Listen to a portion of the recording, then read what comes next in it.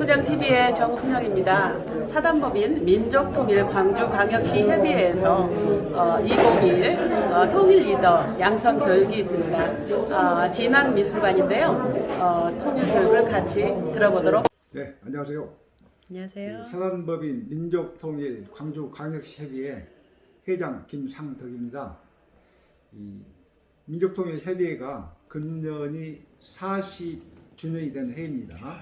그래서 2021년 10월 19일에 통일 리더 양성 교육을 해요.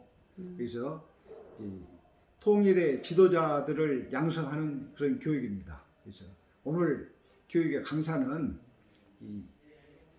광주광역시의 국정원 지부장을 지낸 최영대 강사님께서 이제 여러 가지 통일에 대한 그런 교육들을 하실 겁니다.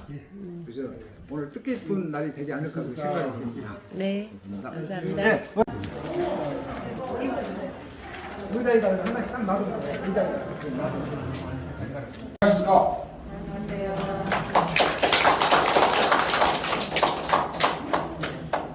제가 인사 말씀을 드리기 전에 홍은정 시인의 조국이라는 시를 오늘 낭송을 먼저 하시겠습니다. 이 시는 김윤호 시인이 민족통일에서 실시하는 문화재단에서 통일부 장관상을 수상한 그런 시가 되겠습니다. 이 시를 한번 들으시고 그 다음에 이렇게 행사를 시작하겠습니다. 자, 박수 보내주세요.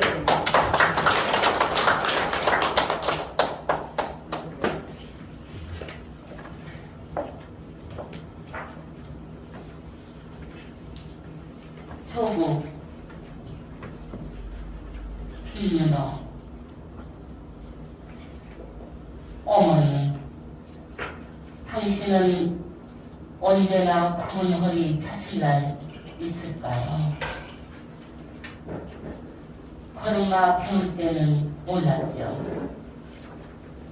당신의 거친 손과 주름살이 얼마나 큰 아픔인 줄을 해질녘 들판에서 이삭 죽고 호롱불 신비 돋우며 물레 잤던 모습은 어릴 적 아름다운 풍경이었습니다. 제주도 유채꽃같이 피로 물들고 한강단이 무너져 내릴 때 말을 잃은 당신,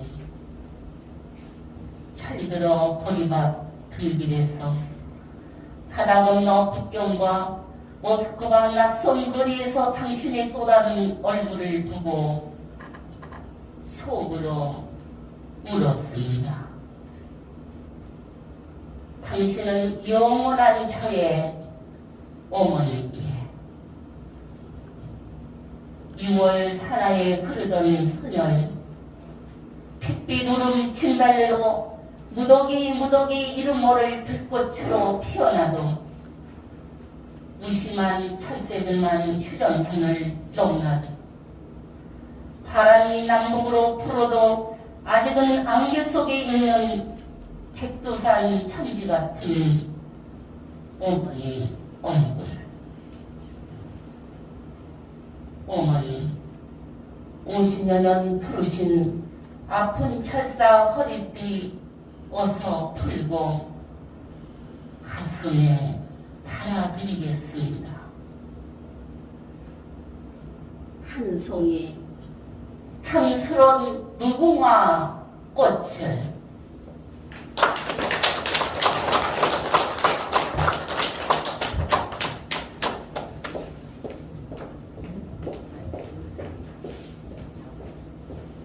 자, 누가 쏜 화살인가 엄청나게 화살이 빠르죠.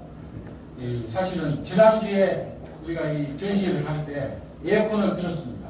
근데 오늘은 지금 히터를 틀고 지금 오늘 행사를 하고 있어요. 세월이 굉장히 빠르다고 생각이 들고, 그치지 않는 비가 없듯이 이 코로나도 서서히 그쳐가고 있습니다. 오늘 이렇게 참석해 주신 모든 분들께 깊은 감사를 드리고, 민족통일협의회는 통일을 열망하고 영원한 분들의 그 통일 주도 세력을 육성하는 모임입니다.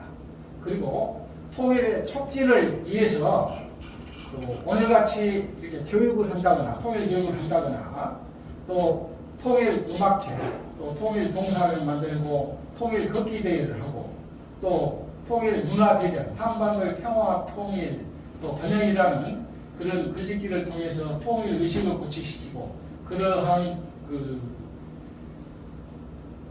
행위들을 하는 것이 우리 민족통일협의회가 하는 일들입니다. 그래서 오늘 통일의 촉진을 위한 그런 통일 리더 양성 교육을 하게 됨을 알려드립니다. 그리고 이제 여기 계신 분들이 굉장히 귀하신 분들이 오셨어요. 제일 먼저 우리 민족통일 광주광역시협의회 고문이시자 광주교육대학교 2대 총장님을 지내신 이정재 고문님을 소개합니다. 감사합니다. 이렇게 본인들을 제가 소개해드리겠습니다.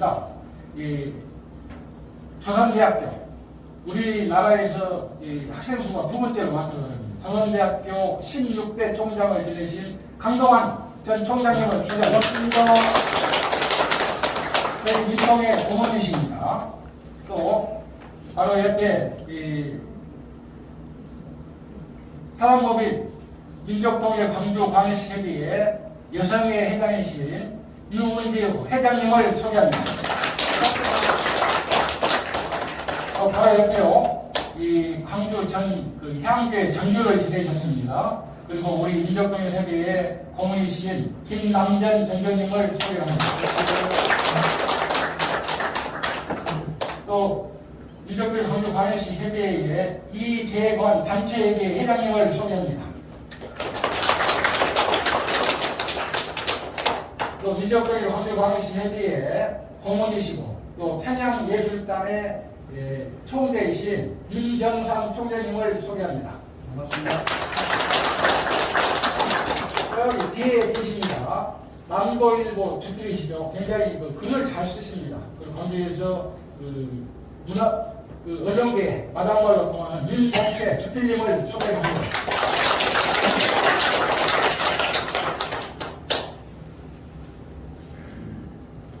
자, 민족통일 광주광역시 사구협의회의 이명민 회장님과 김화순 사무국장님을 소개합니다. 또 송영희 부장님 오셨어요? 네, 송영희 부장님 같이 소개해드립니다. 그 다음에 민족통일 남구협의회 조복순 회장님, 그리고 서성예 전 회장님, 이하연 사무국장 여기 서로 민족통일 광주광역시 북부협의회 김태환 회장님, 또 이수빈 여성회 회장님,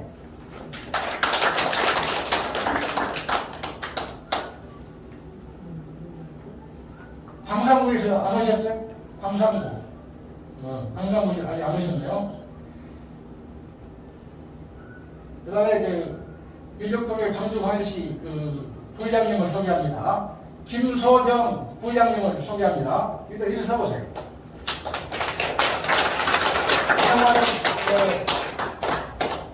전남여고 옛날에 시험받을 때는 전남여고를 들어오셨습니다. 그리고 전남대학교 음악과 나오시고 또 경희대학교에서 착수하시고 이탈리아에서 음악 박사를 하셨어요.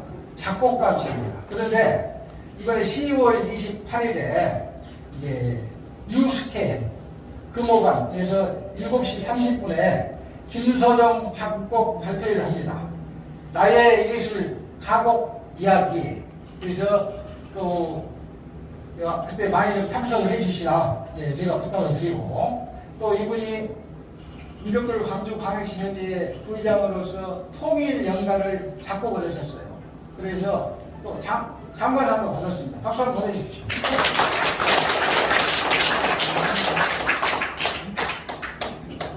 윤영숙 우리 부의장님을 소개합니다. 윤영숙 부의장님 여기 계십니다. 그다음에 홍은정 방금 시를 양성하셨죠? 제가 감동을 주는 그 시를 양성하시라고 부탁을 드렸습니다. 감동하셨나요? 네. 네. 일어서시오. 홍은정 부장. 방금 부르고 계십니다. 예, 미적동의 박주광씨의 고문이시고 광주광역시 전그 부시장을 지내신 강신기 우리 고모님을 소개합니다. 네, 반갑습니다.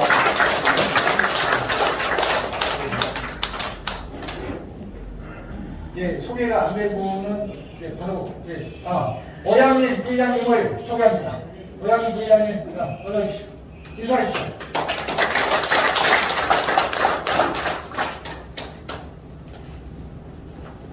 소개가 안 되신 분은 이따가 중간에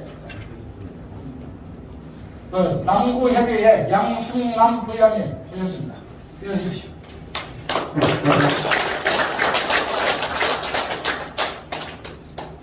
오늘의 강사님을 소개를 하겠습니다. 이분은 전라북도 거창에서 출생을 하셨습니다. 전주고등학교를 졸업을 하셔서 서울대학교에서 석사를 하셨고 행정고시 29회로 1985년에 합격을 하셨어요. 행정고시 그다음 합격하는 게 쉽지 않죠? 그런데 이번에 한 가지 공부를 좀 하시고 수료하실 겁니다. 그런데 국정원에 가셔서 여러 가지 요직을 하셨습니다. 국정원 테러국장.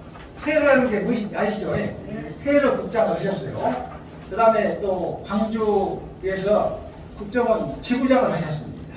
지부장을 하시고 또 사회활동 이렇게 퇴직하시고 나면 많은 사회활동을 하셨습니다.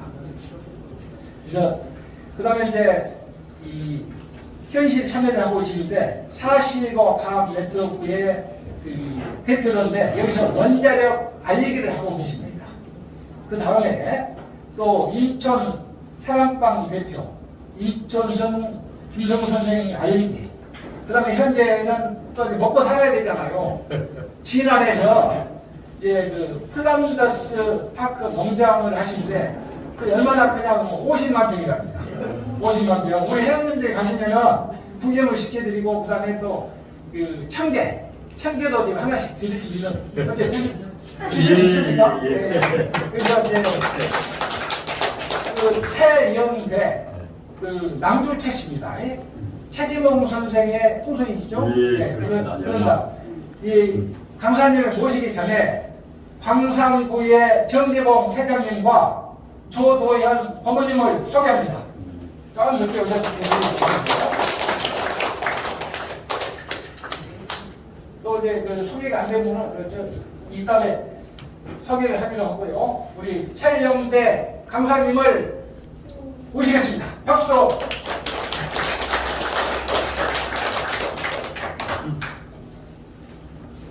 안녕하십니까. 우리 회장님께서 너무 가분하게 소개를 해주셔가지고 제가 몸둘 바를 모르겠습니다.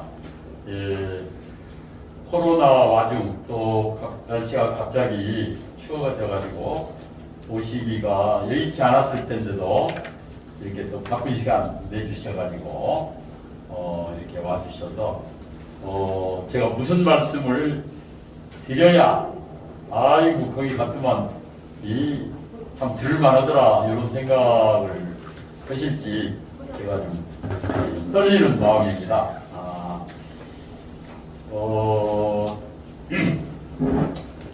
제가 오늘 드리는 얘기는 평소 들으셨던 얘기일 수도 있지만은 조금 평소에 들으셨던 얘기나 또 그동안 생각했던 거하고는 조금 내용이 다른 내용도 있을 수가 있습니다.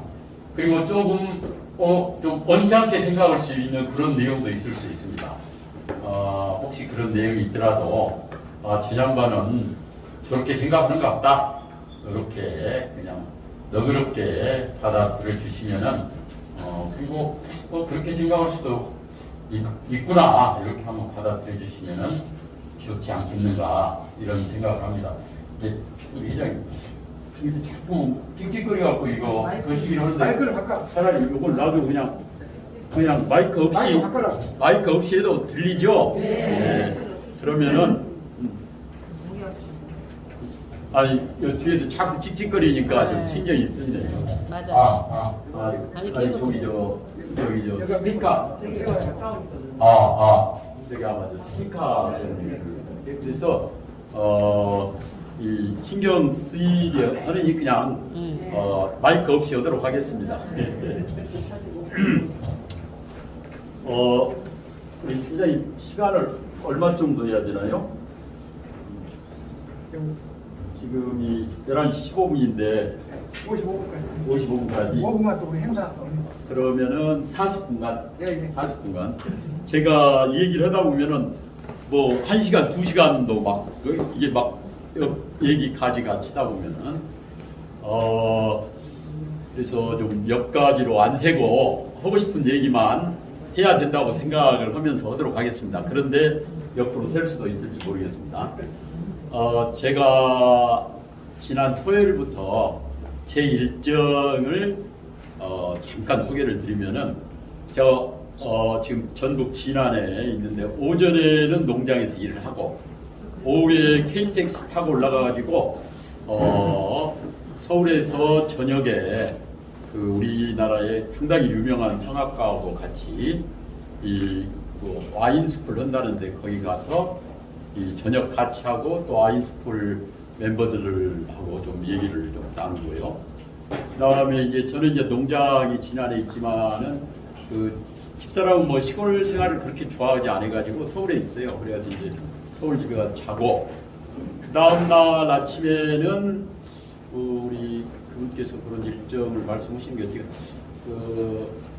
우리 정세균 총리님이랑 아침 광화문에서 조찬을 좀 하고 그다음에 11시에는 저 친구 이제 혼사가 있어가지고 강남에 거기 들렸다가 KTX 타고 농장에 내려와서 농장에서 또 저녁 일을 좀 하고 그 다음에 어제 아침에 또 서울 올라갔어요. KTX 타고 그래서 어제 점심 때는 코리아나 호텔에서 우리 전에 강주에서 의원님 오셨던 이영일 전 의원님 아실 거예요. 아시는 분 아실 거예요.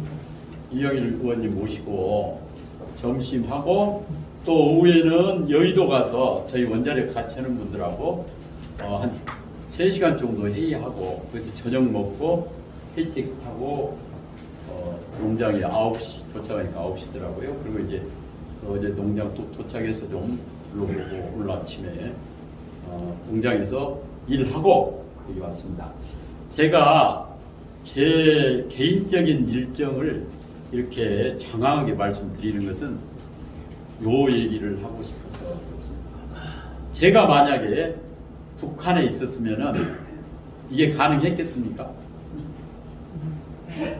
일단 내 맘대로 어디 맘대로 못 가요. 그리고 KTX가 북한에 있습니까? 그리고 또 KTX 같은 뭐 교통수를 타려면은 뭐 차비가 있어야 될 거 아니에요. 북한에서는 먹고 살기도 힘든데 그런 차비가 있겠습니까? 북한하고 우리는 똑같은 민족입니다. 지난 고려 시대부터 통일 신라 시대부터 보면은 1000년 이상을 같이 살아왔어요. 45년 이렇게 이제 분단되기 전까지는 근데 어떻게 우리 남한은 우리 대한민국은 사는 분들은 이렇게 살고 북한에 만약에 내가 있었다면은 그런 제가 얘기했던 것 어떤 것도 누릴 수 없는 상황이 됐었다.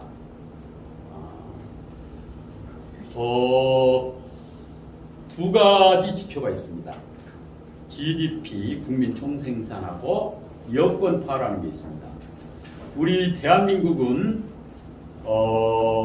GDP가 1953년도 전쟁 끝나고 67달러였습니다. 지금 아프리카만 지금 필리핀은 말할 것도 없고 아프리카에 있는 나라들이 다 거의 다 우리보다 잘 살았어요. 77년도에 제가 고등학교 3학년 때인데 이때 1000불을 돌파했어요. 94년도에 그때 저는 이제 그 당시 암기부 들어가서 이제 사무관으로 근무할 때인데 이때 10,000부를 돌파했습니다. 2006년도에 20,000부를 돌파했어요. 2018년도에 30,000부를 돌파했습니다. 3050 클럽이라는 게 있습니다. 2050 클럽, 3050 클럽, 4050 클럽. 이게 이제 경제 시사 용어인데 2050 클럽은 뭐냐? 국민소득 2만 달러 이상, 그 다음에 인구 5천만 명 이상. 이게 우리가 2012년도에 2050, 2006년도에 우리가 2만 달러를 돌파했지만 2012년도에 2050 클럽 들어간 것은 5천만 명이 아직 안 돼가지고, 그리고 그 뒤로 또 2만 불에도 좀 빠지고 해가지고 이제 확실하게 2050 클럽에 들어간 건 2012년도예요. 5천만 명이 왜 중요하냐? 지금 뭐 카타르나 이런 데 막 6만 불, 7만 불, 10만 불 되는 데도 있습니다. 싱가포르 이런 데 일단 자기 내수 시장이 있고 이 경제 규모가 인구가 5천만 명 이상이 돼야 쉽게 말하면 펀치가 있는 겁니다. 덩치가 있어요. 그래서 국민소득이 아무리 높아도 인구가 500만 명, 1,000만 명 이건 세계 경제에서 크게 인정을 안 해줘요.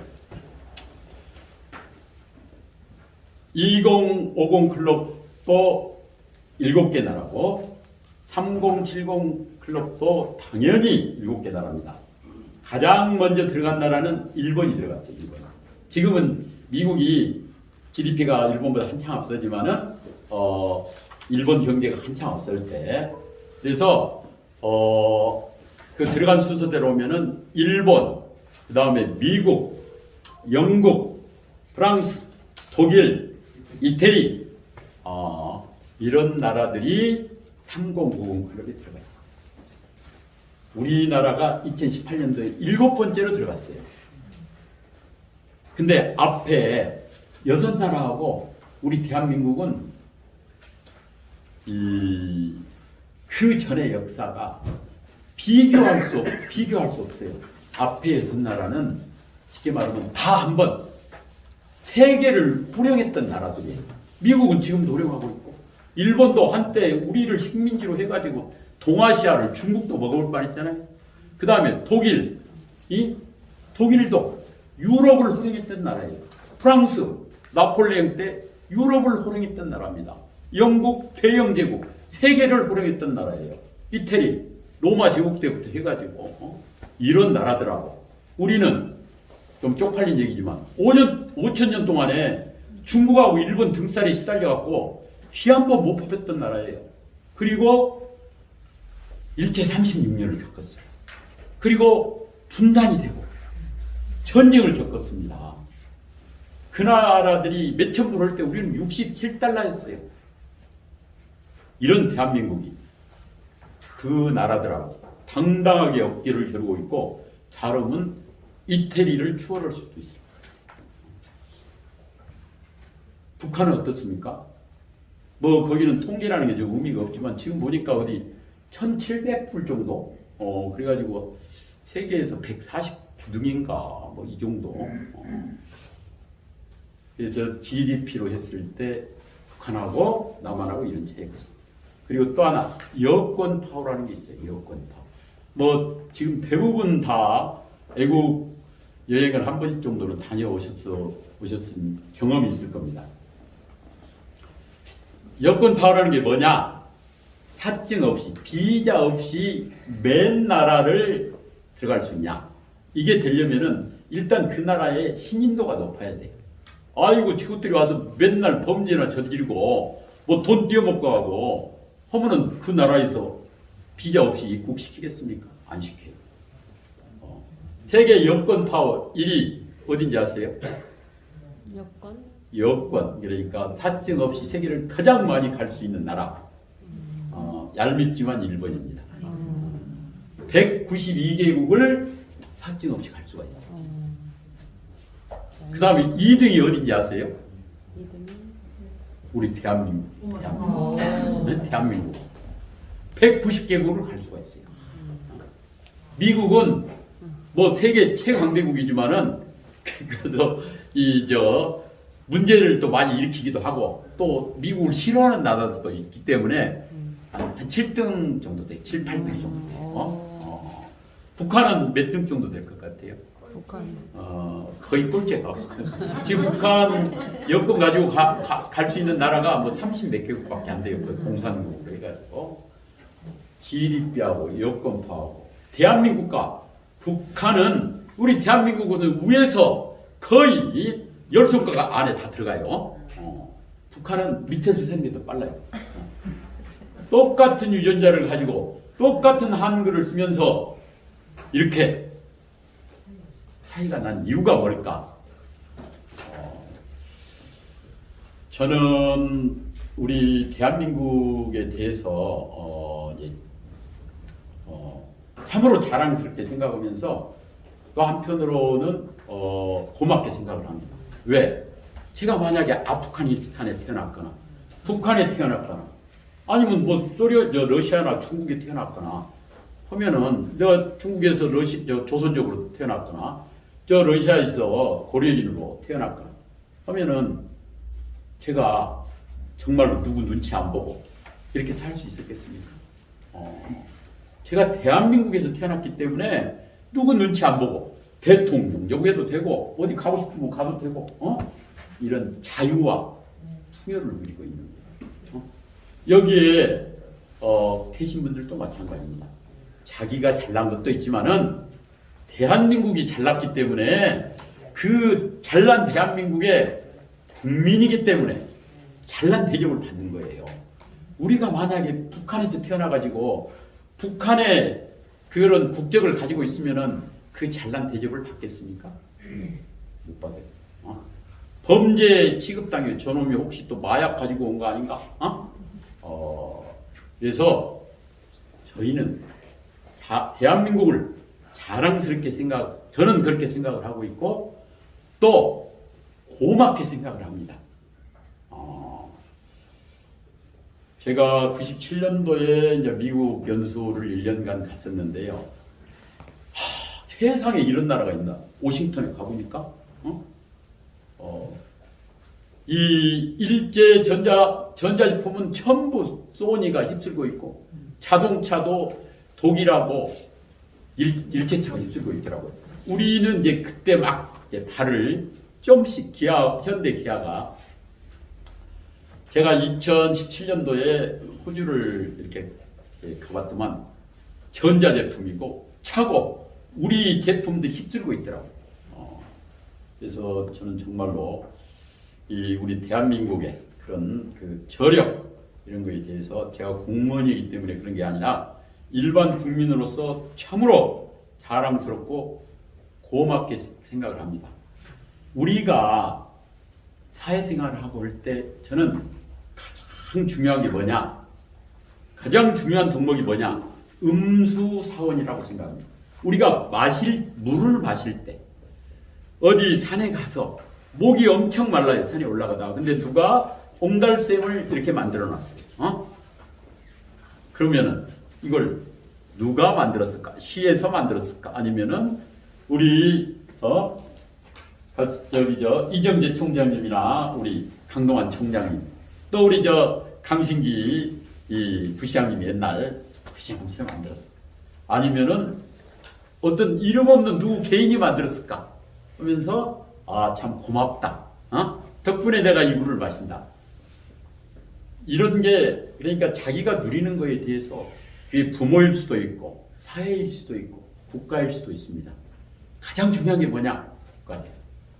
국가가 잘못되면은 우리 일제시대 때 태어났던 우리 조선조 말에 태어났던 우리 선조들이 본인이 못나서 그런 게 아니에요. 국가가 못났기 때문에 그 핍박을 당하고 제가 보니까 저희 애할머니 분들이 다 30, 40대에 돌아가셨더라고요.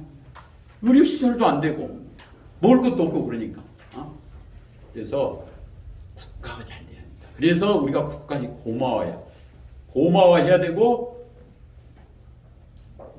고마워하면서 그러면은 우리가 이 국가를 어떻게 하면은 더 잘 만들어 갖고 우리 후대들한테 우리 후대들은 우리가 살고 있는 나라보다도 더 나은 나라에서 살게 해줄까?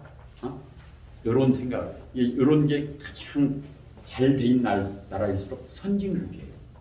미국에 가보면은 수많은 곳에 뭐 이제 이 뭐 다리랄지 공항이랄지 건물이랄지 이런 데 보면은 미국을 위해서 헌신했던 사람들을 이름을 따서 하는 경우가 아주 많습니다. 근데 그게 꼭 뭐 대통령을 지낸 사람이랄지 유명한 사람도 있지만은 그렇지 않은 경우도 많아요. 가령 6.25 전쟁에 참전해가지고 전사했던 미군 병사를 기리는 이름을 그 식당이 줘요. 제가 전에 우리 국정원에 근무할 때 미군 용산 담당을 조금 했는데 그때 미 용산 기지내에 장교 장군 식당 그 식당 이름이 6.25 때 전사했던 병사 이름을 따가지고 지었어요. 그래서 거기 올 때마다 거기 또 입구에 누구를 따서 이걸 했다. 그걸 볼 때마다 사람들이 어떤 생각을 하겠어요? 국가를 위해서 이렇게 헌신을 하면은 내가 세상을 떠나더라도 나의 이름은 이렇게 영원히 남는구나. 그러면은 가서 나도 어떤 기회가 되면은 내가 국가를 위해서 뭔가를 해야지. 이런 마음이 자연스럽게 생기는 거예요. 그래서 이 음수사원의 마음, 이게 저는 우리 공동체에서 아주 중요하다고 생각합니다. 그리고 두 번째가 공선사후. 우리 인간의 본성이 항상 내 이익을 먼저 챙기게 돼 있어요. 근데 우리가 좀만 더 깊게 생각하면은 공동체의 일을 우선을 해야 공동체가 잘 돼요. 공동체가 잘 돼야만이 자기가 잘 되는 거예요. 좀만 생각을 해보면은 이 공동체가 크게 나의 삶에 진짜 큰 영향을 미치는 공동체가 여러 개가 있지만 진짜 중요한 공동체는 3개가 있어요. 첫째, 가족입니다. 가족 중에 가족이 그냥 편안하지 않고 뭐 골치 아프면은 마음이 편하겠습니까? 그 형제 중에 아주 꼴통이 있고 뭐 또 집에 뭐 이런 뭐 무안이 있으면은 그래서 가족이라는 공동체. 그 다음에 또 중요한 공동체가 국가 공동체입니다. 국가 공동체. 그리고 더 큰 공동체가 있어요. 그게 뭐냐? 지구 공동체입니다. 지구가 잘못되고 그러면은 여기서 살아남을 수 있는 사람이 아무도 없어요.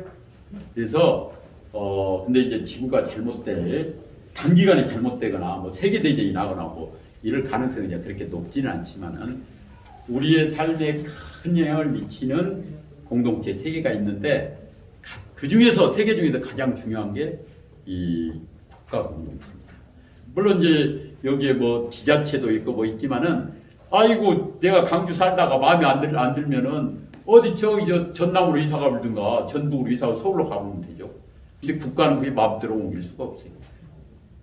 그래서 이 국가 공동체가 잘 되기 위해서는 이 공적인 공동체가 잘 되도록 하는 그리고 이제 또 하나의 그 덕목이 뭐냐? 저는 역지사지라고 생각해요. 그래서 이 입장을 한번 바꿔서 생각을 해보면은 제가 이제 또 이런 예를 듣다 보면 시간이 얼마나 지나올지. 제가 어제 KTX 타고 내려오는데 이 졸려가지고 제가 하품을 좀 했거든요.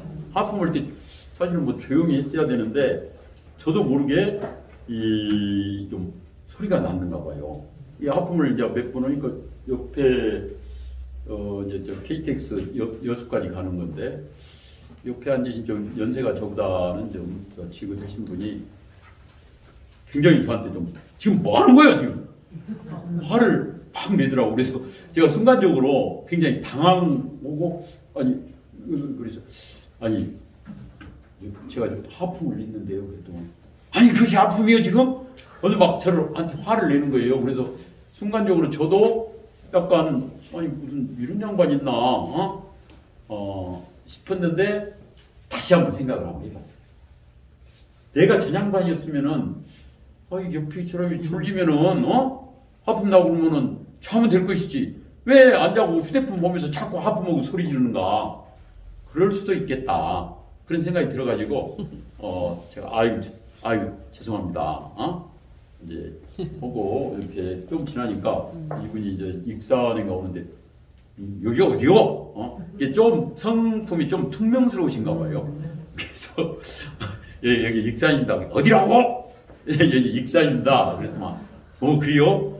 내가 지난번에 저 순천에서 내렸어야 되는데 여수까지 가버렸다고 이제 그런 말씀을 하시더라고요. 그래서 이제 만약에 제가 거기서 저도 화가 나가지고 언성을 높였으면은 얼마나 그게 우습습니까? 더군다나 이제 막 언성 높이고 싸우면 이제 영문 쫓아오고 그래서 우리 일상생활에서 이렇게 하다 보면 뭐 순간적으로 짜증나고 화날 때가 많습니다. 근데 한번 입장을 한번 바꿔서 생각해 보면은 짜증날 때 그 짜증, 화가 날 때 화가 그러면은 이 공동체가 우리가 살고 있는 사회가 조금은 훨씬 분쟁이 덜해집니다. 저는 그렇게 생각을 해요.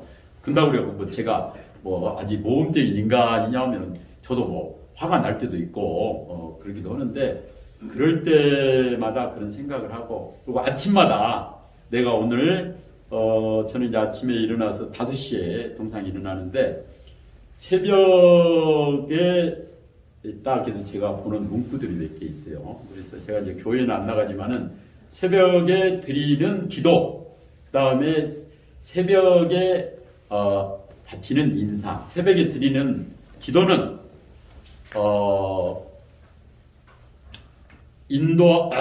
인도하여 주소서 빛 대신 주님, 내 발걸음을 지켜 주소서. 멀리 보려 하지 않겠사오니 한 걸음씩만 늘 인도하여 주소서. 멀리 보고 오면 걱정이 너무 많이 생겨 그래요. 그래서 한 걸음씩 내가 오늘 뭘 해야 될지 오늘 강주 가서 이 오신 분들께 시간 낭비가 되지 않도록 좀 이런 그 좋은 얘기를 좀 할 수 있게 힘을 주십시오. 응?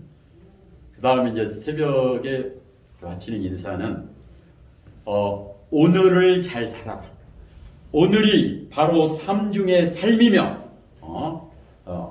삶이며 삶중의 삶이니 이 짧은 시간 속에 들어있도다. 이 칼리다시라는 분이 지으신데 뭐가 들어있냐?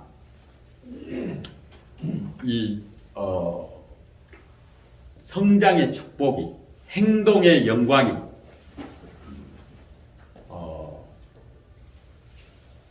어제는 한낮 꿈에 불과하고 내일 또한 한상에 불과하다. 그래서 오늘을 잘 살아낸 자에게는 어제가 행복한 꿈이 되고 내일은 찬란한 미래가 되리라. 그러니 오늘을 잘 살아라.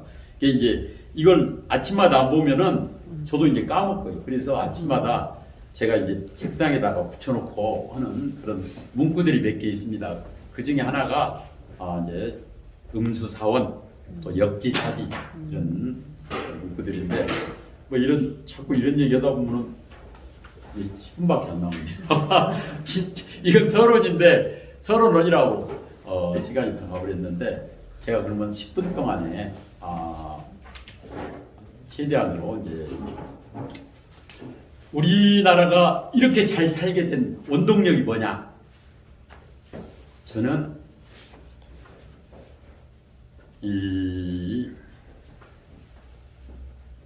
그래서 내가 고마워해야 될 게 뭐냐? 우리가 살려내야 될 게 뭐냐? 저는 두 가지라고 생각을 해요. 여기서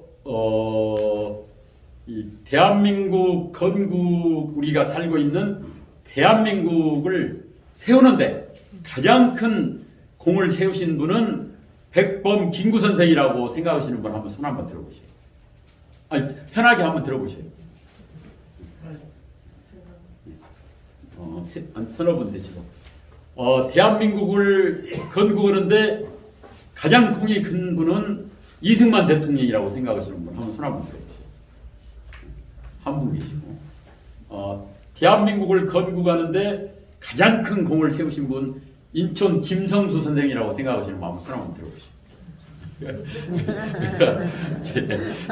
어디 정부가 누선이 있어서 그런지 몇 분 드셨는데 저는 그렇게 생각합니다. 대한민국을 건국한 숨은 주역은 인천 김성수 선생님. 이 양반을 지금 젊은 세대들은 아는 사람도 거의 없어요. 아는 사람 있다 해도 친일파 반민족 행위자로 알고 있어요.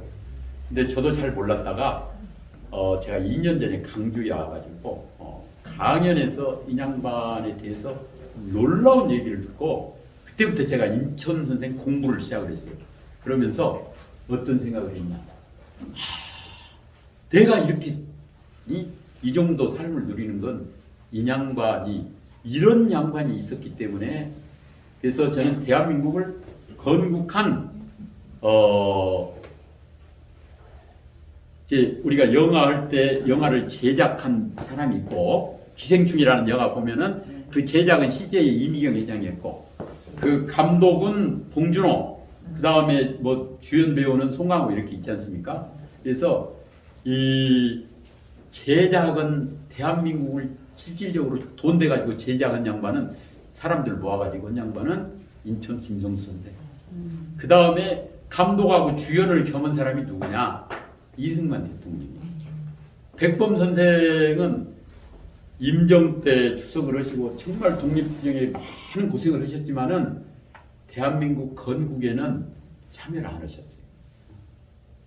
그래서 이 백범 선생 정말로 그 뜻처럼 남북이 통일했으면 얼마나 좋았겠습니까? 근데 우리 마음대로 되는 상황이 아니었어요. 이미 북한에 소련군이 46년도에 북조선 임시인민위원회라고 딱 해가지고 모든 행정권을 장악하고 토지 분배까지 다 끝내버려가지고 이 남한에는 미군들이 있고 우리가 하고 싶다고 해서 할 수 있는 상황이 아니었어요. 그래서 이 대한민국을 건국하는 데는 우리가 싫든 좋든 간에 그걸 인정을 해야 됩니다. 이승만 대통령하고 인천 선생의 절대적인 기여가 있었습니다. 두 분이 아니었으면 우리는 지금 통일은 됐을랑가 모르지만은 공산치하에서 살고 있을 가능성이 아주 많습니다. 그래서 이분들하고 같이 참여했던 분들이 몇 분 더 계셔요. 해공 신익희 선생, 이분은 임정 쪽에 계셨고, 그 다음에 북한에서 돌아가셨던 고당 조만식 선생, 그 다음에 농지개혁을 할 때 절대적으로 기여를 하셨던 죽상 조봉암 선생, 이런 분들이 같이 참여를 해가지고 사회주의 계열, 임정 계열, 해 독립 계열, 그 다음에 인천 선생 같은 인천 선생이 을 중심으로 했던 그 모임이 한민당이었어요. 한민당. 그 한민당이 아주 뭐 친일파로 지금 매도가 돼 있는데 사실은 제가 그 자료도 오늘 가지고 와서 나눠드리려고 그러는데 그걸 내가 바빠가지고 못 챙겼는데요. 한민당을 친일파라고 하는 것은 인천 선생을 친일파라고 하는 것은 이순신 장군을 애국편이라고 하는 거하고 똑같아요. 한민당 참여했던 분들 조선 팔도에 한 명씩 했거든요. 이제 주력은 우리 호남이 했지만은 전부 다 독립지사들이에요. 그리고 우리 대한민국 초대 내각에 장관, 총리, 부통령 보면은 독립지사 아닌 분이 한 분도 없습니다. 북한 내각에는 일제 때 협력했던 홍명이랄지 이런 사람들이 있어요. 우리 대한민국에는 한 명도 없습니다. 그래서 우리 대한민국을 친일파니 이런 것은 시작부터 이건 아주 잘못된 겁니다. 뭐 때문에 그러냐? 친일 경찰들을 썼다. 그래가지고 이제 친일파 그런 공격이 가해지는데 사실은 이게 이제 그 당시 좌우 대립이 심해지면서 장택상 씨 조병옥 이군이 경무부장을 하고 장택상 씨 이분이 수도 경찰청장을 했는데 내가 죽게 생겼으니까 대한민국이 죽게 생겼으니까 일제 때 경찰했던 사람들을 쓴 거예요. 가서는요. 그것까지 안 썼으면은 좋았겠지만은 그 사람들을 안 쓰면은 대한민국 자체가 소멸해버려요. 그 공산주의 하고 이런 전쟁에서. 그래서 저는 이제 그렇게 비유를 합니다. 식칼은 친일 경찰들은 식칼이나 똑같아, 칼이나 똑같아요. 식당 주방장이 있으면은 사시미 칼이고 도둑이 있으면은 그것은 강도가 쓰는 칼이 강도가 쓰면은 친일 경찰들은 영원히 없어요. 그래서 이쪽에 한 사람은 이렇게 하고 그 사람들은 만약에 북한이 했더라도 실제 북한에서도 그 친일 경력 있는 사람들이 많이 나중에 공산당 들어가가지고 온 사람들이 많이 있습니다. 그래서 네, 시간이 도저히 얘기를 해가지고 10분 남았어요. 괜찮습니다. 예. 그래서 이런 우리 대한민국의 정통성이랄지 이런 데 대해서 저도 잘 몰랐는데 자료를 알면 알수록 우리 대한민국은 출생이 전혀 부끄럽지 않은 나라구나. 자랑스럽게 세계 10대 경제 대국으로 일어설 정도로 자유와 민주를 아예 헌법에 해가지고 태생이 아주 훌륭한 나라였구나. 그리고 우리가 진짜 세계에 자랑스럽게 여겨야 될 게 저기 이제 제가 오늘 갖고 온 자료도 있습니다. 농지개혁이에요. 농지개혁. 이 농지개혁은 세 분의 절대적인 협조에 의해서 됐어요. 하나는 죽산 조봉암, 이 양반은 원래 공산주의 사회주의자였어요. 그러다가 전향을 했습니다. 그 다음에 나중에 이제 진보당 사건으로 해서 이승만 대통령 자유당 정부 때 사형을 당하긴 했지만은 초대 농림부 장관이었어요.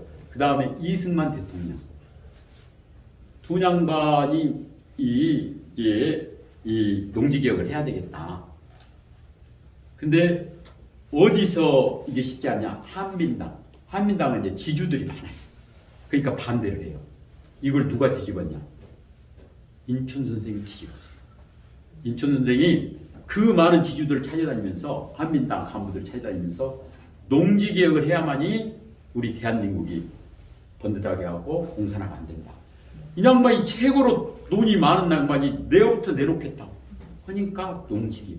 그래서 농지개혁이 성공한 덕분에 6.25 때 그 당시에 9알이 소작이었고 지주는 1알밖에 안 됐어요. 저도 우리 예삼촌들 얘기 들어보면은 그 당시에 다 소작이었어요. 6.25 때 봉기가 일어나가지고 6.25 때 넘어가고 있어요. 그래서 사실 박헌영이랄지는 자신했다가 이 봉기가 안 일어나갖고 안 넘어가니까 나중에 김일성이한테 너 봉기 일어난다고 했는데 왜 안 일어났냐 해갖고 너 미제 스파이 아니냐 해가지고 이제 박헌영이도 사형당하고 그랬지 않습니까? 그래서 농지개혁 덕분에 이 대한민국 유지가 되고 또 농지개혁을 해가지고 다 우리 부모 세대들이 열심히 해서 우리들을 가르친 덕분에 대한민국이 이렇게 올라가. 그리고 그래서 또 우리 대한민국이 이렇게 올라간 데는 또 하나가 있어요. 그게 뭐냐? 원자력입니다. 원자력. 지금 중국이 난리잖아요. 20개 성에서 전부 다 막 청전되고 제한 송전하고 있어요. 중국은 전기의 한 50~60%를 석탄으로 하고 있어요. 그 다음에 한 24%를 태양광 풍력으로 하고 그 다음에 한 14% 정도를 16% 정도를 수력으로 하고 있어요. 양장한 거, 삼엽댐이랄지. 원자력은 2.3%밖에 안 됩니다. 지금은 2.3%라도 지금 49개, 우리가 24개인데 그래서 풍력, 태양광 하는데 막 바람도 안 불고 또 석탄값이 호주하고 분쟁 때문에 석탄을 제대로 수입 못 하니까 전기를 생산을 못 하는 거예요. 그래서 저런 그 중국이 지금 공장이 다 스톱하고 또 영국이 태양광 풍력이 한 30% 돼요. 그 다음에 가스 이런 게 거기는 이제 국회에서 이런 이런 게 한 40~50% 돼요. 그리고 거기는 원자력을 계속 줄여가지고 한 20%가 안 돼요. 근데 바람이 안 불어불고 가스값이 올라가 보니까 영국이 전기값이 7배가 올라가고 있어요. 근데 우리는 지금 뭐 제한 성전하고 있습니까? 지금 갑자기 추워지는데 전기값이 올라가지고 전기 못 씁니까? 우리는 끄떡없잖아요. 왜 그런지 아세요? 원자력 때문에 그런 거예요. 1978년도에 고리 1호기를 처음 시작해갖고 지금 43년 됐습니다. 단 한 건의 사망 사고도 없어요. 우리나라 원전은 체르노빌하고 후쿠시마하고 근본적으로 다릅니다. 사고가 날 수가 없어요. 지금까지 단 한 건의 사고도 없었어요. 우리가 쓴 전기의 몇 프로를 평균적으로 33%, 지난 43년 동안에 우리가 쓴 전기의 3분의 1을 원자력으로. 원자력은 우라늄 7원어치를 우리가 지금 1kW가 110원인데요. 7원어치 사면은 110원어치 전기를 만들 수가 있어요. 가스, LNG는 얼마? 120원어치 사와야 110원어치 만들어야 돼요. 그러면은 한전은 10원 손해보는 거예요. 원자력 없으면 한전은 바로 문 닫습니다. 원자력은 7원어치 사가지고 110원에 파니까 14배를 남기는 거예요. 이 원자력으로 14배를 남긴 장사를 했기 때문에 우리 대한민국 경제가 이렇게 일어난 거예요. 우리가 지금 1년에 우리는 에너지를 6%, 5, 6%밖에 자금을 못해요. 94, 5%를 수입을 해야 됩니다. 석탄, 석유, 가스. 1년에 1,400억 불 어치를 수입을 해야 돼요. 식량 우리는 23%밖에 자금을 못해요. 77%를 수입을 해야 돼요. 한 300억 불어치를 수입을 해야 돼요. 그래서 에너지하고 식량을 1,700억 불, 거의 200조 원어치를 수입을 해야만이 우리가 먹고 삽니다. 이 달러를 뭘로 봅니까? 한국 돈 가지고 가면 쳐다도 안 봐요. 달러를 버려야 돼요. 뭘로 봅니까? 반도체, 자동차, 철강, 석유화학, 디스플레이. 근데 이게 공통점이 있어요. 전부 다 전기를 엄청나게 많이 먹어요. 그 다음에 또 전기 품질이 좋아야 돼요. 철강 만드는데 용광 넣다가 전기 딱 수독돼 봐요. 다 굳어버리잖아요. 정전이 되면 안 돼요. 주파수가 일정해야 돼요. 반도체 하는데 그 원가에 얼마가 맥힌지 30%가 전기예요. 몇 년 전에 삼성전자 정전돼가지고 30분 정전됐는데 600억 원어치 손해났던 기사 보신 분 있을 거예요. 반도체, 우리가 먹고 살고 있는 수출 제조업을 유지하는 데는 싸고 품질이 좋은 전기가 절대적입니다. 절대적으로 필요해요. 이걸 뭐가 뒷받침했습니까? 원자력으로.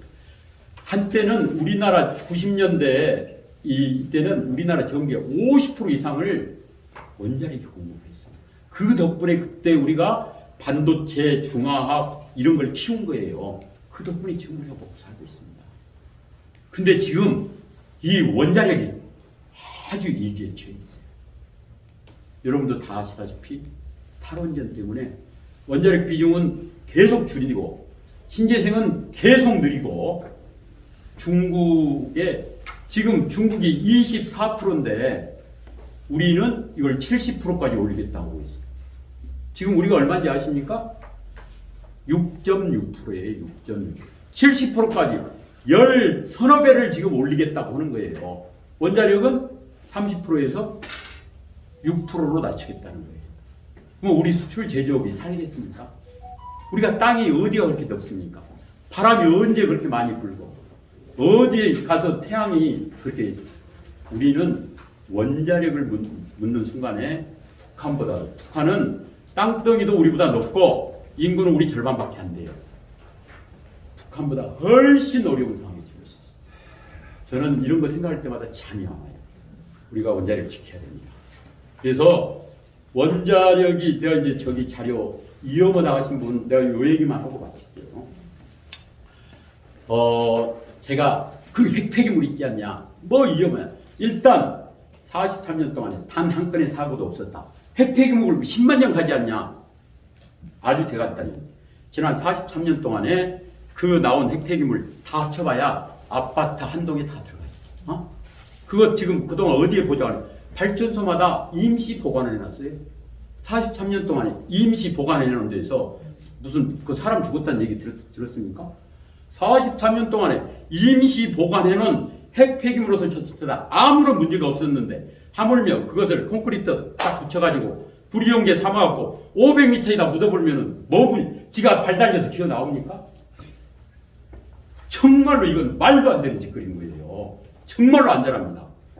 근데 이게 위험하다고 후쿠시마가 이미 2011년도에 어마어마한 방사성 폐기물이 바다로 들어갔어요. 그동안에 일본에서 막 그 암이 막 발생기고 그 물 흘러가고 우리가 뭐 안 걸리고 그랬습니까? 아무 문제 없어요. 그래서 방사선 미실에서 끼어나오고 우리나라는 원자력 비중을 지금 중국이요. 제가 이제 또 잠깐만 여유만 할게요. 중국이 49기인데요. 2025년까지 75기로 늘립니다. 2030년까지 104기로 늘립니다. 중국이 그걸 알아요. 아, 원자력밖에 대답이 없구나. 2060년까지 400기로 늘립니다. 400기로. 소련, 러시아 지금 38개예요. 2030년까지 50기로 늘립니다.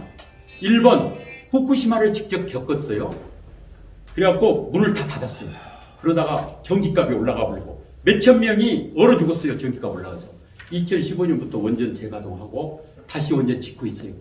우리는 지금까지 진도 6 이상의 지진이 난 적이 없어요. 최고 난 게 5.8이에요. 일본은 진도 6 이상의 지진이 1년에 10번 이상씩 나요. 근데 후쿠시마를 겪고 진도 6 이상의 일본 사람들이 머리가 돌았습니까? 노벨상을 25개나 받은 사람들이에요. 머리가 돌았습니까? 원전을 다시 하게? 다시 30기 짓고 있어요. 원래 50기였던 거 다 문 닫았다가 다시 가동하고 30기 더 짓고 있어요. 그래서 우리는 다른 나라들이 원전 안 한 바람에 원전을 한 덕분에 세계 최고의 원자력 기술을 가지고 있어요. 이것 가지고 우리 애들 어마어마한 앞으로 기후변화, 이 온실가스 때문에 원자력 외에는 대안이 없습니다. 지금 반도체하고는 비교할 수도 없는 어마어마한 세계 시장이 열립니다. 벌써 지금 영국, 프랑스, 미국 세계가 다 원자력 하겠다고 달라들지 않습니까? 이거 다 우리가 먹을 수 있어요. 아프리카 앞으로 어마어마한 아프리카는 우리 한반보다 300배가 크고 인구는 15배가 많아요. 여기도 이제 전기 써야 돼요. 전기 뭘로 그냥 석탄 안 돼요. 원자력밖에 없어요. 원자력 하면은 우리나라는 전체를 원자력만 갖고 먹고 살 수가 있어요. 그래서 이제 제가 결론을 얘기를 하겠습니다. 우리는 인천 선생의 그런 공선사후 정신 이걸 바탕으로 해가지고 원자력을 살려내면은 미국, 일본, 중국 어떤 나라도 두려울 필요가 없습니다. 중국은 원자력 비중을 50% 이상 늘릴 수가 없어요. 워낙 덩치가 커. 우리는 70%, 80% 늘릴 수 있어요. 막강한 경력을 우리가 원자력 살리면은 우리도 언제든지 몇 달 아니면 핵무기 만들 수 있어요. 우리가 중국 무서울 필요 없어요. 북한 무서울 필요 없습니다. 일본 두려울 필요 없어요. 에너지가 원자력에서 무궁무진하게 나오고 우리가 언제든지 핵무기 만들 수 있는데 뭘 들어옵니까? 그러면은 우리 문화예술 세계를 지금 개폐하고 있지 않습니까? 우리 이 힘을 바탕으로 통일할 수 있어요. 통일하면은 정말로 우리가 역사에 없었던 정말로 세계 최고의 나라를 만들 수가 있습니다. 그래서 여기 계신 분들께서 원자력에 대해서 두려움을 갖거나 하신 분들한테 발생 그리고 인천 선생에 대해서 이런 양반이 없던 김영석 교수 아시죠? 이분이 쓴 글이 있어요. 이분이 많이 알려진 분은 아니지만은 우리 근현대 사회에서 뜻과 업적면에서 으뜸 가는 분은 인천 김성수 선생이다 그랬어요. 우리 호남 사람이지 않습니까? 자랑스럽지 않습니까? 살려내야 돼요. 제가 그 자료에 그런 내용이 있는데 그 한번 좀 가지고 가시고 읽어보시고 그 다음에 그 주위에도 많이 좀 그리고 이제 제가 시작을 멋있게 했지 않습니까? 그래서 저도 시로 시작을 했으니까 저는 노래로 마무리를 한번 하겠습니다.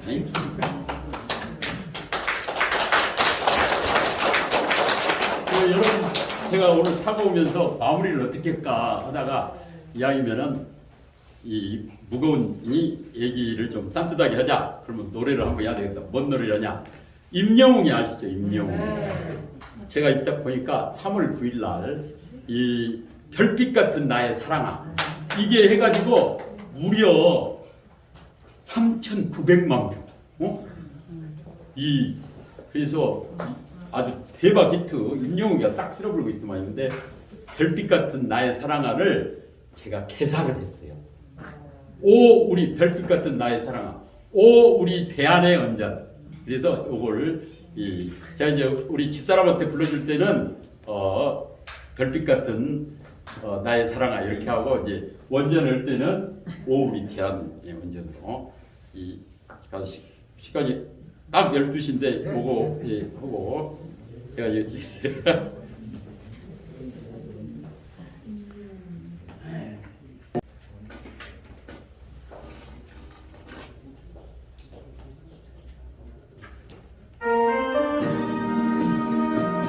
너무 좋은 게 유튜브로 이 블루투스 하면은 반주가 나와버려요.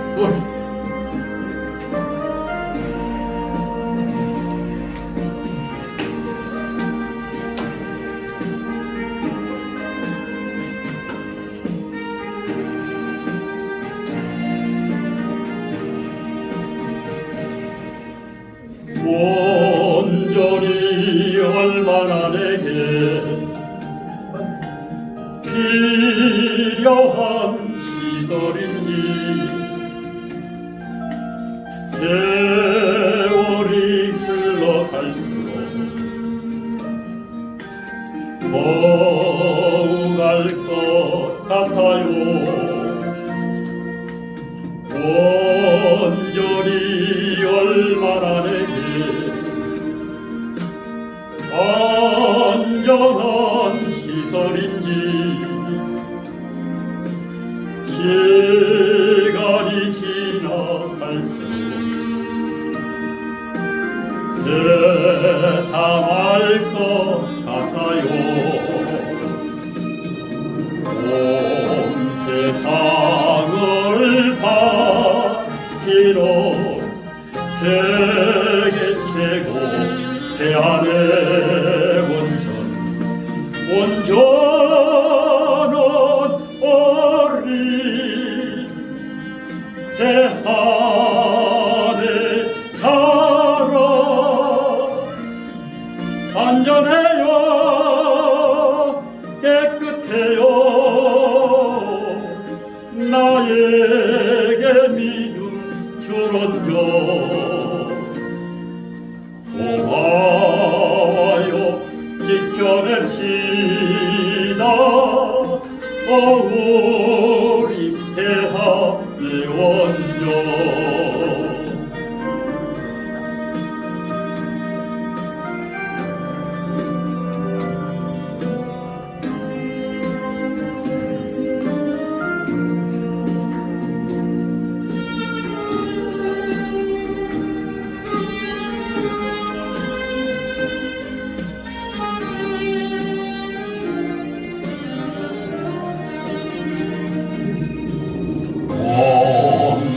세상을 밝히는 세계 최고 대한의 원전은 어린 대한의 사랑 안전해요 깨끗해요 나에게 믿음 주론죠 고마워요 지켜냅시다 우리 대한의 원조 세계 최고 대한의 원조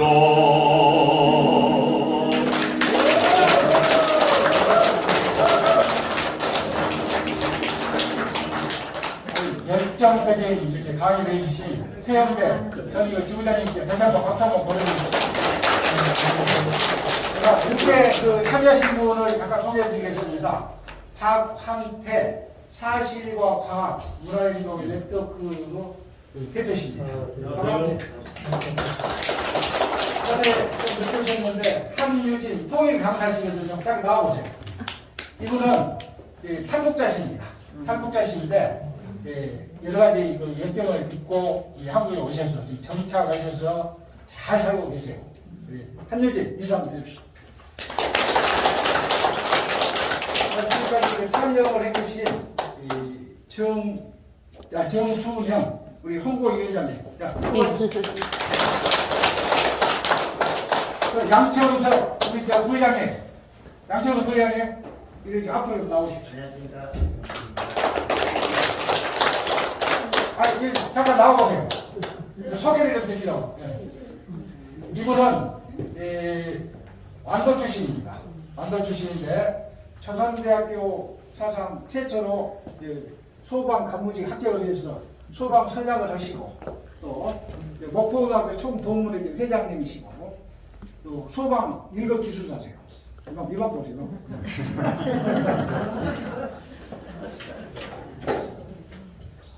안녕하세요. 민족통일협의회 지금 부회장을 맡고 있습니다. 조국 통일을 위해서 여러분들이 열의와 열망을 갖고 이렇게 또 오늘 통일 세미나에 오신 것 너무 감사드리고요.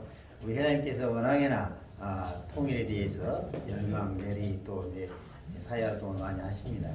저희가 또 잘 뒷바라지를 해야 되는데 잘 못하고 있습니다. 아무쪼록 오늘 이렇게 좋은 자리에 오셔서 또 좋은 강의 주셔서 너무 감사합니다. 사실 저는 이제 공학 박사이기 때문에 원전, 방사능 이런 말을 들으면 굉장히 가슴 아파요. 왜냐하면 사실 어제 며칠 전인가요? 홍준표 의원한테 원희룡 의원인가가 수소가 뭐예요? 하니까 수소경제, 수소경제하죠. 사실은 근데 물이다 그러니까 물도 맞습니다. H2O니까. 근데 사실은 지구 우주 전체에 태양도 수소로 되어 있습니다. 수소가 핵을 융합을 하면은 이제 수소가 이렇게 타서 열을 만들어내는데 원자력 개념하고 핵 개념을 우리가 이제 혼동을 하는데 핵이라고 하는 것은 원자를 갖다 분열을 시키거나 또는 융합시켰을 때 가장 유명한 공식이 있죠. E는 니꼬르 MC의 제곱이다. 즉 에너지는 질량이 1g만 감소를 해도 빛의 속도의 제곱승이니까 어마어마한 양의 에너지가 나옵니다. 그걸 갖다 이용하는 것이 원자력. 그 다음에 핵이라고 하는 것은 그걸 갖다 융합해가지고 폭탄을 만드는 건데 우리가 가끔 가다가 최근에 핵발전소 이렇게 말하잖아요. 근데 공포감을 주기 위해서 이런 얘기를 하는데 앞으로 미래에 우리가 풍선처럼 한쪽을 이렇게 없애면 한쪽은 반대로 농촌에 갖다 태양광을 참 설치하잖아요. 패널을. 그러면 결국은 농촌이 없어져요. 농촌은 굉장히 우리에게 정서적인 아름다운 식량 큰 걸 가져다줘요. 거기다가 태양광 패널을 다 설치하면 어떻게 되죠? 죽음밖에 없잖아요. 근데 사실 그보다도 수천 배의 효율적인 유용성이 있는 핵발전소를 지으면 돼요. 핵발전소, 원자력 발전소를. 간단한 건데 이걸 갖다가 없애고 우리가 수소 에너지 사실 수소가 우주의 82.8%가 수소입니다. 모든 별들은 수소로 구성되어 있어요. 근데 수소를 가면 어떻겠어요? 물을 에너지가 있어야 되잖아요. 그럼 그 에너지를 갖다 뭐를 만들죠? 바로 원자력으로 물을 전기 분해한다 해서 수소를 만들어서 자동차도 수소로 가게 하고 가정에서 이렇게 돼야 되는데 이게 거꾸로 된 거예요. 에너지가 없는데 어떻게 수소를 만듭니까? 아무리 많은 수소도 우리가 쓸 수가 없어요. 그러니까 사실상에 하고 뒤통수 치는 것이 지금 에너지 정책인데 사실상에 이런 것들은 좀 바로 잡아야 되고 아까 말씀하신 것처럼 우리나라가 전 세계에서 가장 뛰어난 기술 중에 하나가 원자력 기술입니다. 그래서 전 세계 중동이나 모든 나라에 원자력 발전소를 짓는 것은 우리나라 기술자들이 하고 있습니다. 그래서 원자력 발전만큼은 우리가 조금 바로 잡아가지고 에너지 체계를 다시 한번 해야 되지 않나. 물론 이제 깨끗해지려면 당연히 원자력 발전소와 원자력 발전이 발전이 돼야 됩니다. 뭐 간단하게 제가 간단하면은 그 정도 수준으로 하고 나중에 필요하면 원자력 발전에 대해서 강의하면 감사합니다.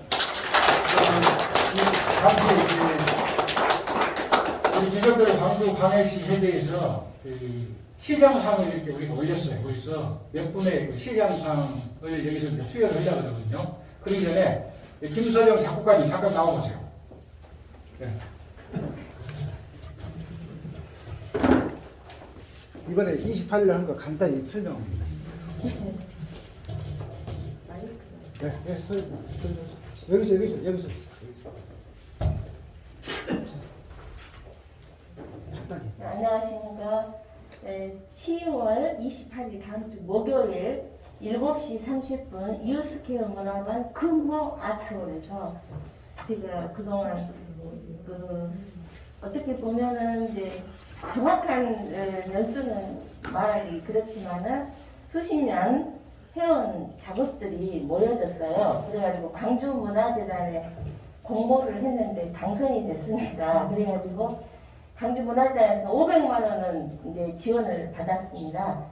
근데 이제 다른 연주야 본인이 직접 피아노를 친다든지 바이올린을 한다든지 이렇게 하지만 저는 이제 연주자를 개런티를 주고 이제 연주를 시켜야 되기 때문에 작곡 발표회는 참 하기가 힘듭니다. 작곡 발표는 사비가 많이 들어가요. 제 개인적으로 이제 자기 자금이 많이 있어야 할 수 있는 발표이기 때문에 그리고 이제 악기가 들어가면 더 힘들어요. 그러니까 이제 악기를 많이 배치도 못하고 그런 상황이에요. 그래서 제가 암울한 코로나 시대에 밝고 아름다운 가곡을 통해 우리 시민들한테 위로해주고 용기와 희망을 주기 위해 발표를 합니다. 이런 식으로 했더니 됐어요. 그래가지고 이제 그런 취지로 이번에 발표를 합니다. 그래서 제가 그동안 한 80여 곡 썼는데 그 중에 이제 CD로 나온 거는 빼고 CD 작업이 안 된 작품으로 해서 16곡을 이번에 이제 골라가지고 이제 소프라노 둘, 테너, 바리톤 한 분이 해가지고 피아노 반주에 이제 전남대 교수님, 윤병길 교수님 비롯하여 하이클래스로 정말 연주자 좋은 분들, 김선희 소프라노 많이 아실 겁니다.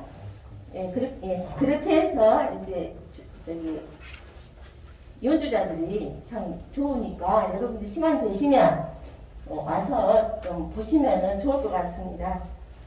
그래서 저로서는 이제 정말 나름 최대한 노력하고 있습니다. 그리고 이제 녹음실을 빌려서 CD 작업도 해요. 그러니까 다음에 이제 이번에는 못 나오고 이제 다음에 또 CD 작업이 끝나면 여러분들 될 때 또 이제 CD 또 드릴 예정입니다. 많이 오셔서 감상해 주시기 바랍니다. 감사합니다. 박명현 부회장님 잠깐만 나오시죠. 저 이재원 회장님. 잠깐 나오죠. 저기 민정당의 광주광역시에 지금까지 40년 동안 이렇게 통일 운동을 하고 계세요. 그죠? 그 감에 좀 말씀하시죠. 40년 동안 지금 활동하시고 또 대통령 상도 수상을 하시고 그러고 계십니다. 이 말씀과 누언스 컨텐츠는 짧을수록 좋다고 했습니다. 딱 30초만 말씀드리겠습니다. 저는 총각 때 교사직, 또 서울에 가서 동아방송, 수능, 또 그 좋은 무역회사 다 버리고 이 춥고 배고픈 통일운동에 온몸을 바쳐야 되겠다 해서 광주에 내려가지고 평생 통일부 산하기관에서 이따가 퇴임을 했습니다. 또 퇴임을 하고도 지금도 또 단체회의 회장을 맡습니다. 하여튼 이 검은 머리가 흰 팥불이 되도록까지 정말로 눈 감을 때까지 또 마지막 관 뚜껑 딱 덮어지고 그 뚜껑 못질 할 때까지 끝까지 통일 운동에 정말로 한 몸을 바칠 것입니다. 여러분 계속 함께 갑시다. 감사합니다.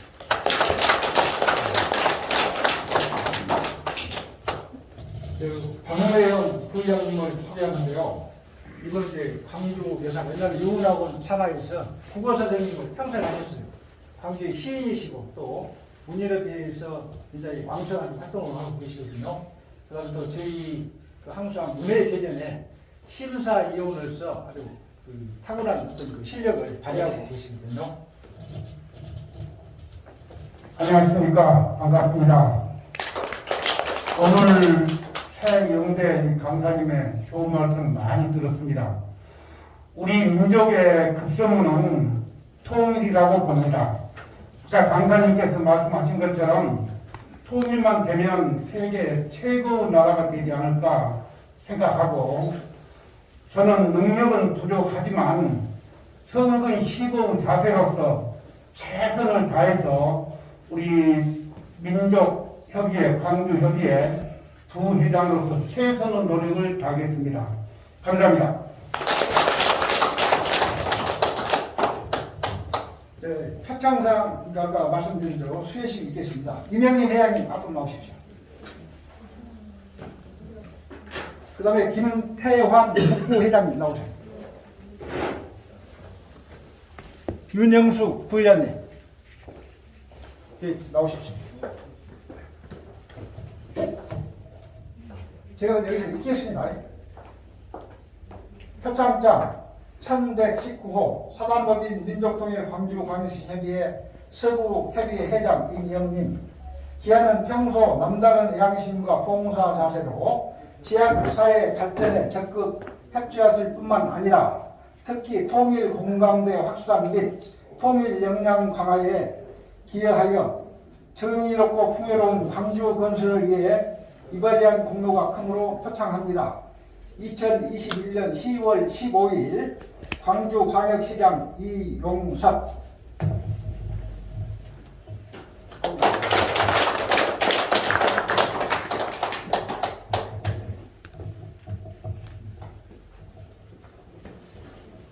표창장 북구협의회 회장 김태환. 이하 내용은 같습니다.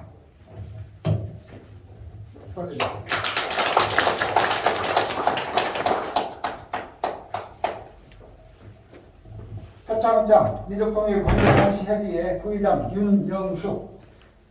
이하 내용은 같습니다.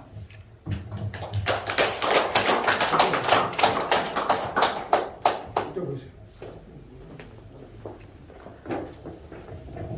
여기 계신 이제 사구협의회 이명림 회장님께서는 사구가 불모지였어요. 나오셔가지고 사구협의를 창설하셔서 지금까지 굉장히 그 활성화를 시켜주셨고, 또 김태환 회장님 역시 광주에서 북구협의회가 제일 컸습니다.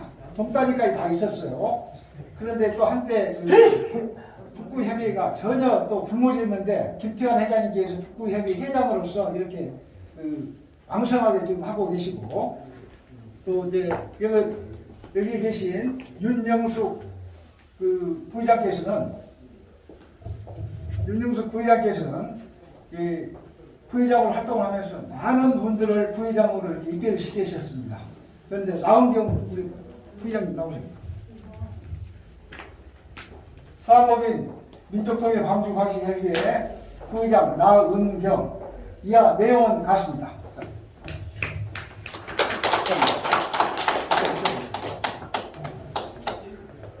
나은경 부회장께서도 여러 명의 부회장들을 입회를 시켰습니다. 그래서 지금 시장상을 이렇게 우리가 상신해서 네 분을 광주광역시 시장상을 이렇게 수여하게 된 것입니다.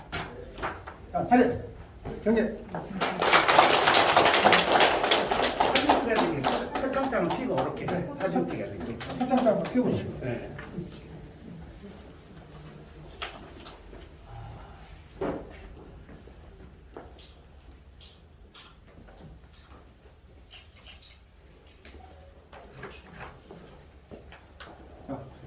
차렷. 경례.